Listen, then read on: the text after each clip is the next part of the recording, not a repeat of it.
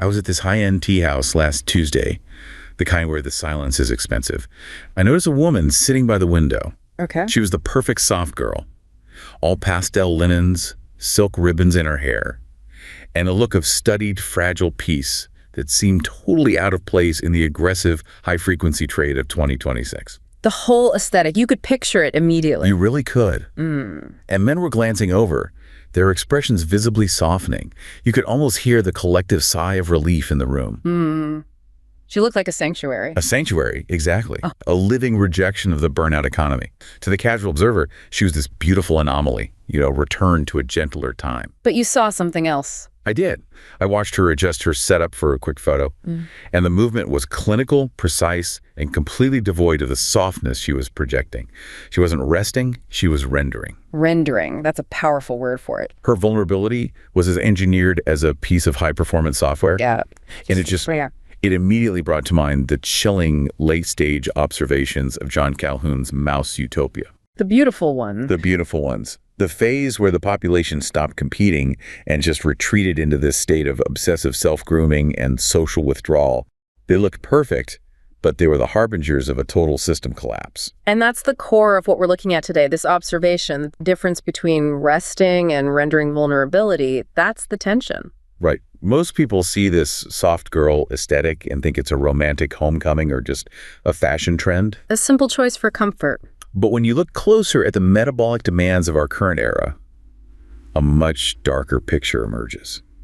What if this isn't a revival of tradition, but a biological strike? Or a calculated market maneuver. A form of signal fraud designed to hack the ancient protective hardware of the male brain while the female organism enters a low-power survival mode.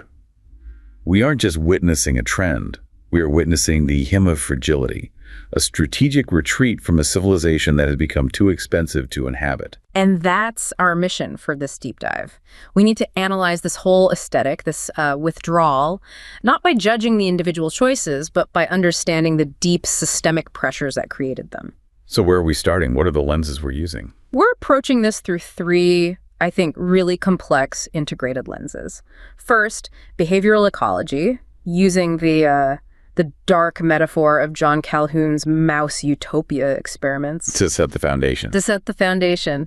Second, we'll use macrosociology to look at the economic and societal shifts that incentivize this kind of strategic withdrawal from what our sources call the competence hierarchy. And the third. And finally, evolutionary psychology, which puts forward this idea that the softness isn't fragility at all. It's a sophisticated, digitally mediated survival strategy, a kind of signal fraud in the sexual marketplace. Okay. So the goal is to get past the surface, past the fashion, and see this as maybe a rational reaction to a hyper-saturated world. Exactly. A chilling one, but rational. Then we have to start with Calhoun's work, Universe 25.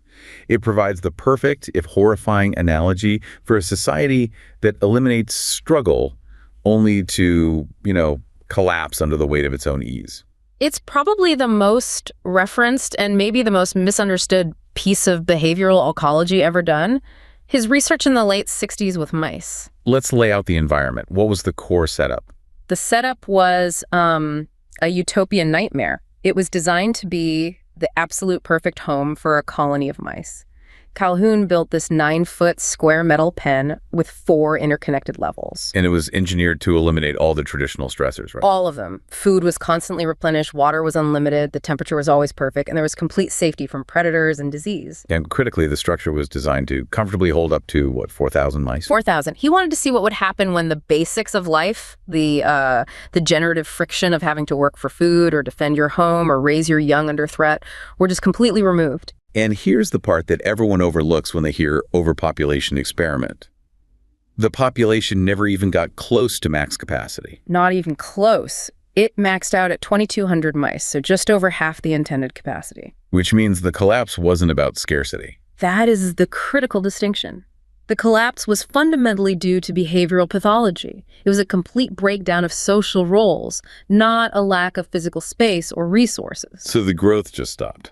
Well, the initial rapid growth phase lasted until about day 315. After that, the population just plateaued and the behavioral degeneration took over completely. They died out not from, starvation or disease, but from what Calhoun called a spiritual death. A spiritual death, meaning a loss of identity, of purpose. Exactly. A loss of purpose, of social structure, all the things necessary for a species to survive. So what did that look like? What were the specific ways this sink phase manifested? It wasn't just general stress, was it? No, it was a precise unraveling of vital behaviors. And the pathologies were widespread and devastating, starting with the collapse of the family unit. The mothers. The mothers, yes. Maternal behavior was severely disrupted. Many females were simply unable to carry pregnancies to term. But what was more horrifying was the failure to nurture after birth. What do you mean? They would abandon their nests, forget where their young were, or in some cases actively attack them. Infant mortality rates just skyrocketed. How high? Up to 96% in some of the most disoriented groups.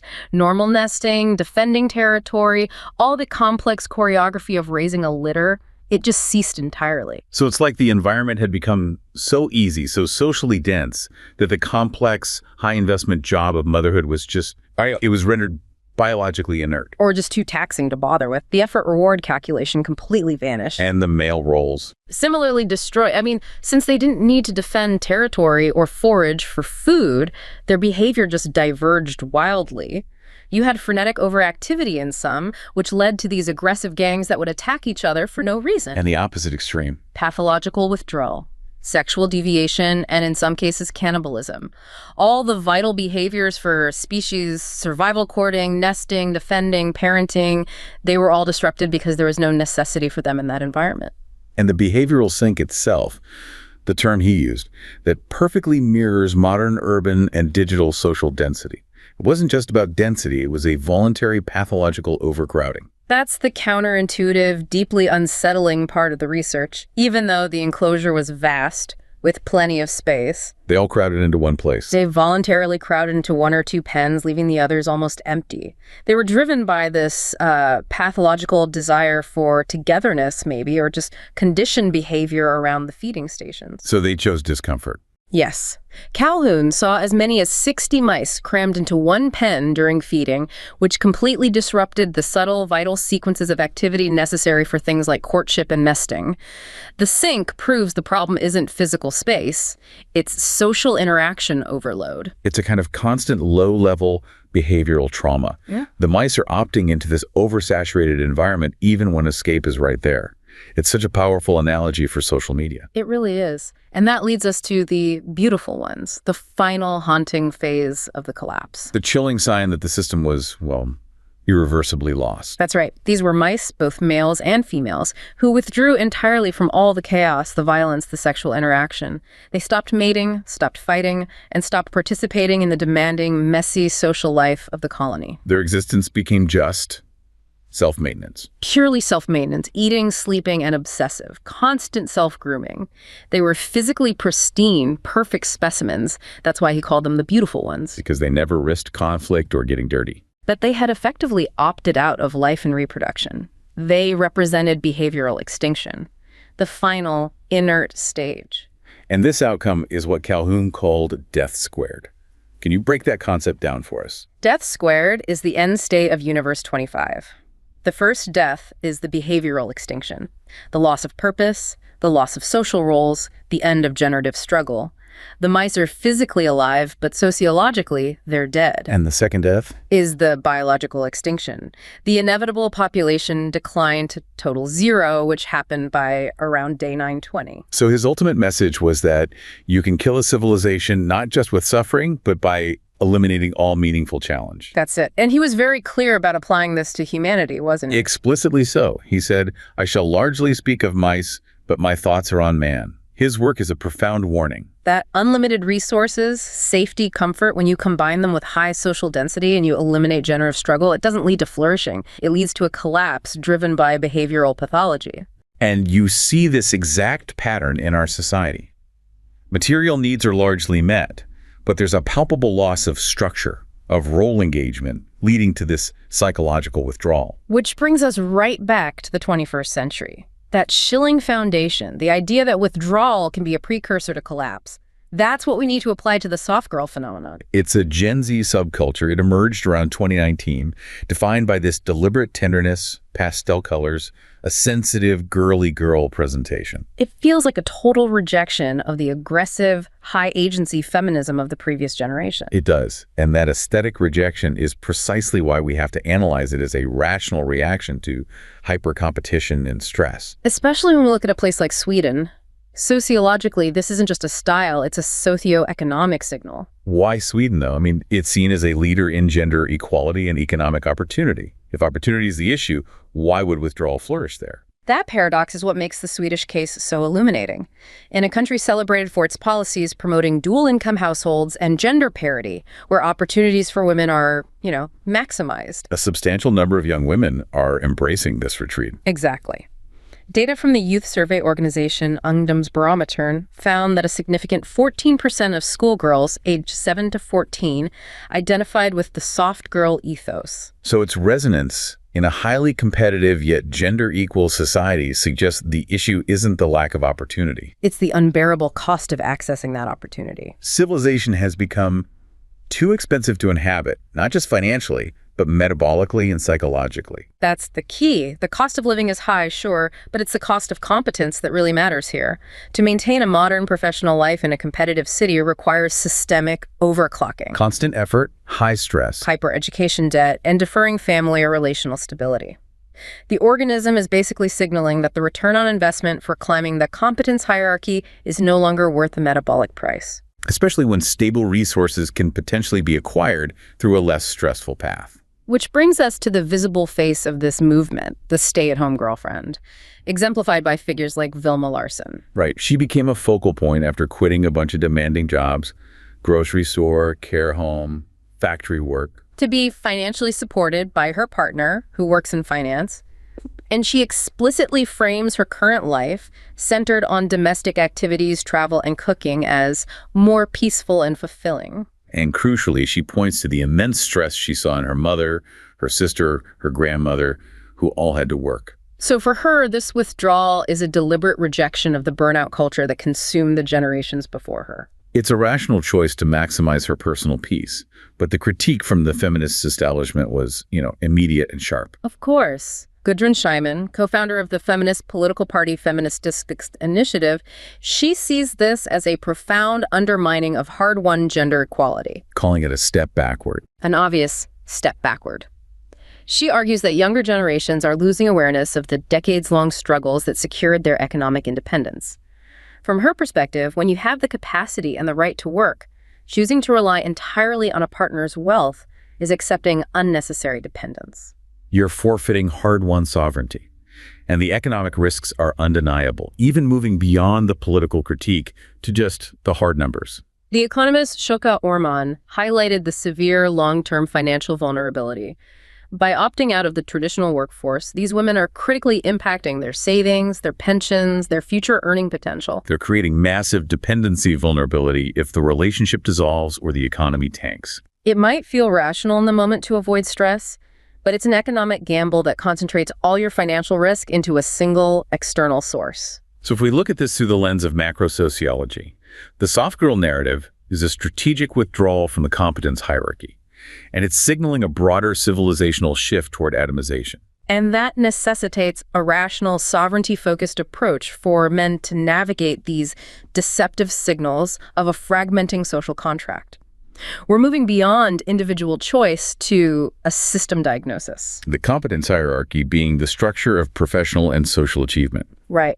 And the sociological insight here is that when that structure becomes overly punitive, requiring too much investment for an uncertain reward withdrawal becomes a predictable group strategy. Which signals atomization.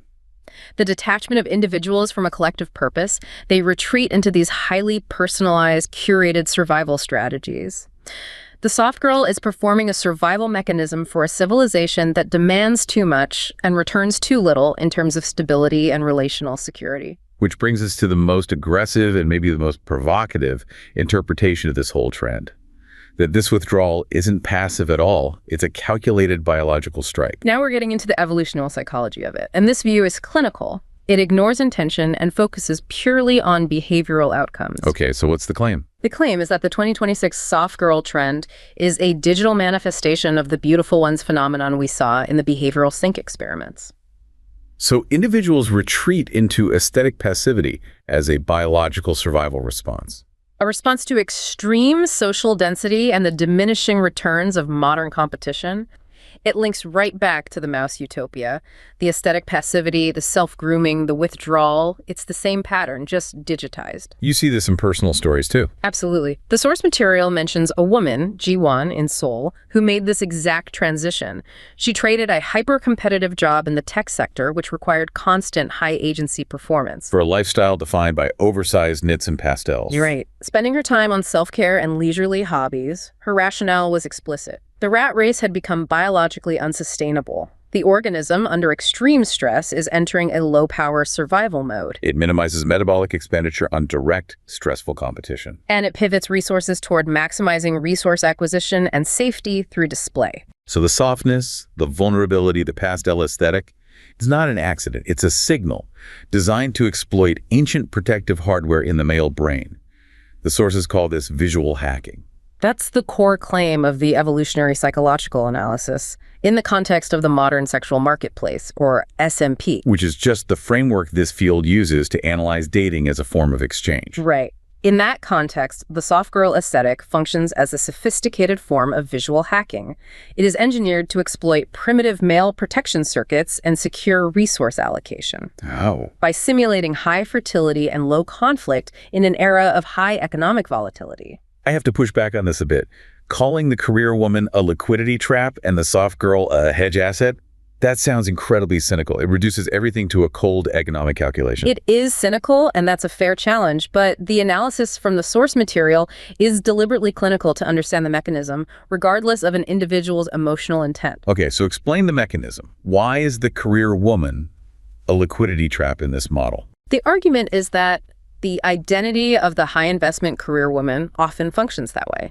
A woman invests years and huge amounts of financial capital education, career time to achieve high professional status. But those returns, high income, high agency, have diminishing returns in the mating market. Because they often signal high conflict potential and less desire for immediate generativity. That's the argument. So the hedge asset alternative. Conversely, the soft girl aesthetic acts as a hedge asset against economic volatility by visually mimicking low agency, high cooperativeness, and high neoteny traits. Neoteny meaning youthfulness. Yes. She attracts high net worth providers, securing resource allocation and stability. It's a calculated market maneuver. She bypasses the liquidity trap of the professional sphere and hedges against future financial uncertainty by leveraging biological signaling. So the performance is precision engineered. What are the specific visual elements that trigger these legacy bugs in our Stone Age cognitive firmware? The mechanism relies on triggering archaic protective feedback loops. The aesthetics use the soft pastel colors, the fluffy textures, the diminutive postures, the non-threatening demeanor. They all mimic cues of youth, vulnerability, and neoteny. And these traits historically triggered the male instinct to provide and protect. Exactly. It's an effective exploit because it presents a psychological salve. The simulation of perceived controllability to men who are otherwise overwhelmed by the complexity and high conflict endemic to modern high-agency relationships.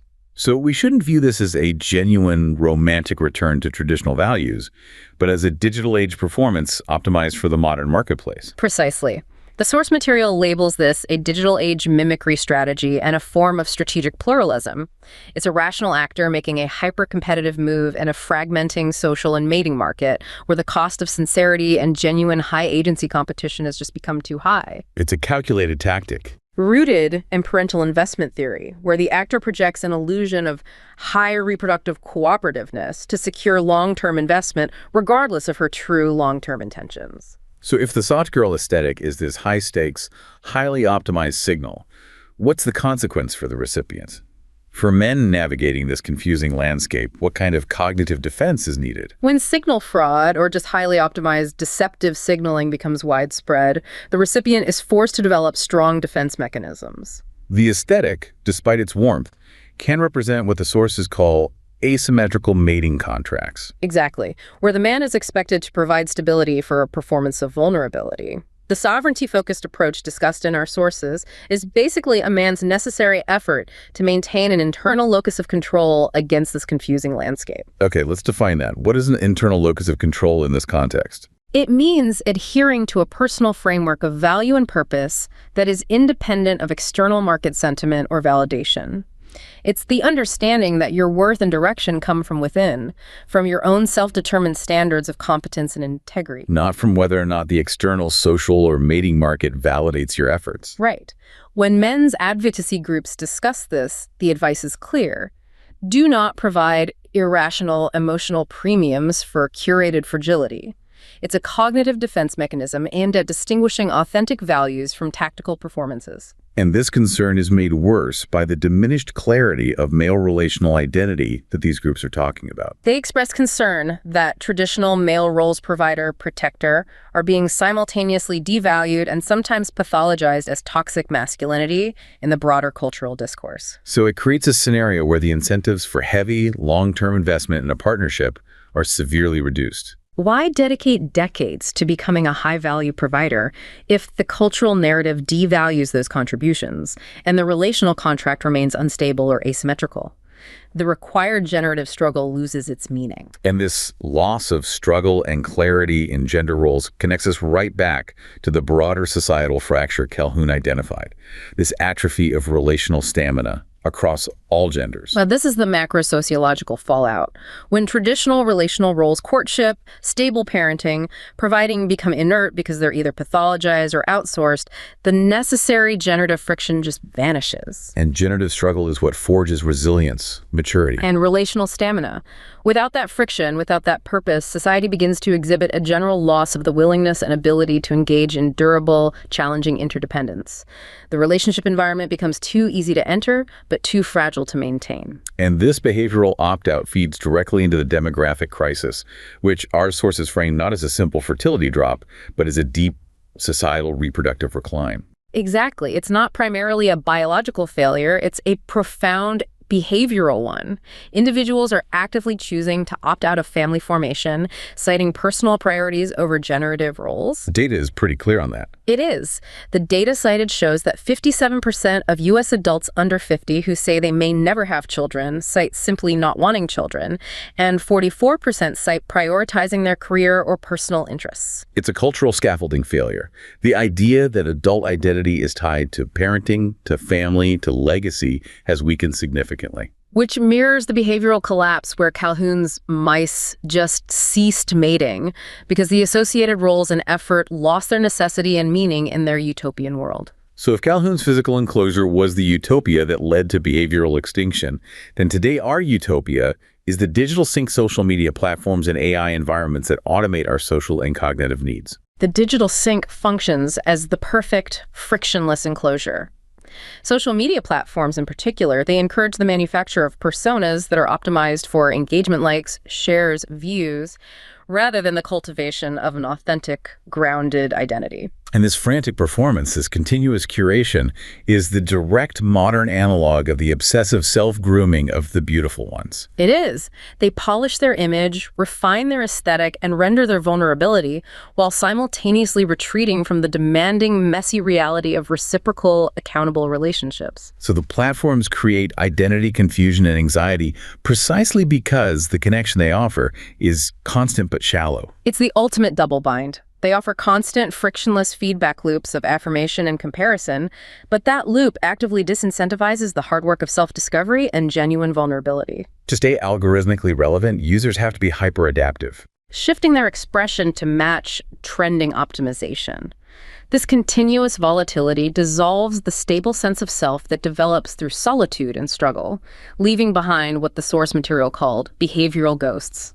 People who are masters of digital performance, but inert in the real world. Exactly. And beyond social connection, we have the immense silent force of AI, which is contributing to the atrophy of our cognitive abilities by outsourcing our thinking. This leads to the atrophy of conceptual space. Right. And for the listener, conceptual space is the psychological arena where genuine creative thought, moral reasoning, and long-term future planning actually happen.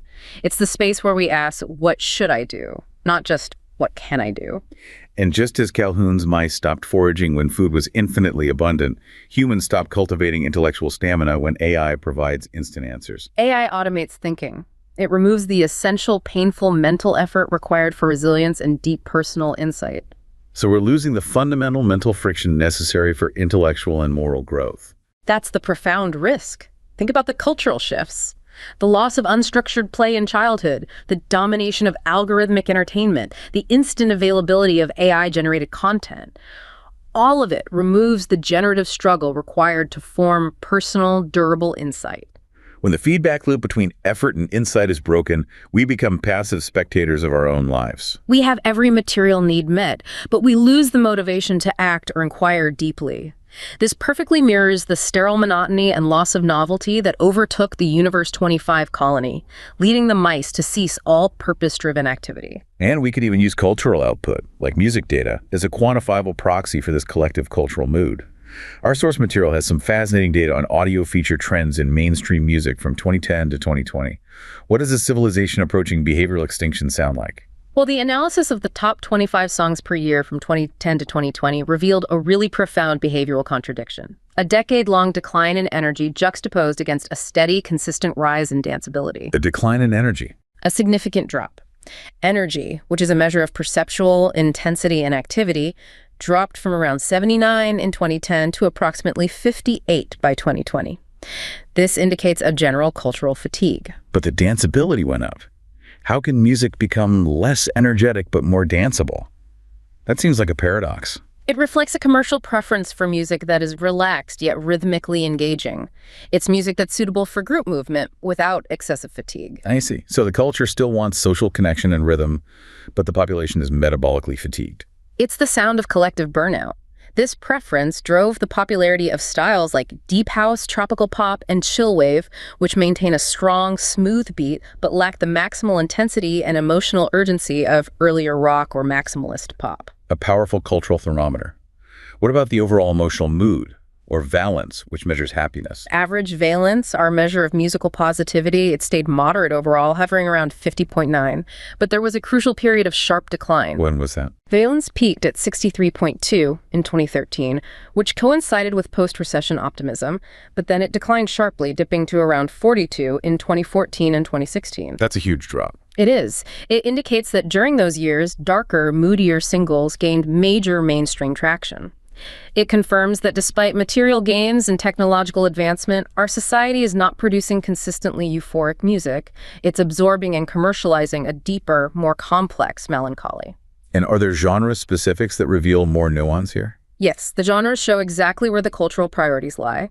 R&B exhibited the highest mean valence, registering around 96, almost overwhelmingly positive and romantic in its emotional content. And K-pop and pop were also high. Right, reflecting their commercial optimization for mass, positive consumption.